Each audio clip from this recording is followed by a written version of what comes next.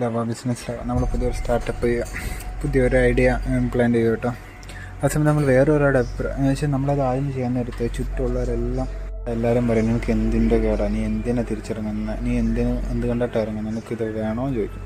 നമുക്കിതൊന്ന് കമ്പയർ ചെയ്ത് നോക്കാം കേട്ടോ. എക്സാമ്പിൾ ഈസി ആയിട്ട് മനസ്സിലാവാണ്. നമുക്ക് ജിമ്മിൽ പോകുന്ന കാര്യം വിചാരിച്ചു നോക്കാം. ജിമ്മിലേക്ക് പോകുന്ന ആദ്യത്തെ ദിവസം നമ്മുടെ എല്ലാവരും പുച്ഛിക്കും. നീ അത് എങ്ങനെ ഉണ്ടെങ്കിലും ശരി, തടിയായിട്ടുണ്ടെങ്കിൽ സ്കെലറ്റനായിട്ടുണ്ടെങ്കിൽ, പക്ഷേ നീ അത് ഒരു മാസത്തെ കുറച്ച് ബോഡി ഫിറ്റായോ അതിനാൾക്കാരുള്ളൂ. കുറച്ച് പോസിറ്റീവ് വരും, ഓക്കെ കുറച്ച് സക്സസ് ആകുന്നുണ്ട്, അവിടെ ചെറിയൊരു മാറ്റമുണ്ട്.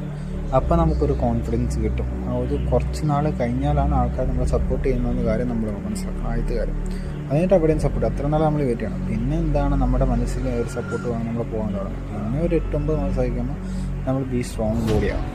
എന്നുവെച്ചാൽ നമ്മുടെ ബോഡി പെർഫെക്റ്റ് ആയി. അതേ രീതിയിലാണ് ബിസിനസ്സിൽ. ഓക്കെ, കുറച്ച് അത്യാവശ്യം ആൾക്കാർ നമ്മളെ സപ്പോർട്ട് ചെയ്യരുത്. ഇത് ഇവനെ കൊണ്ട് പറ്റും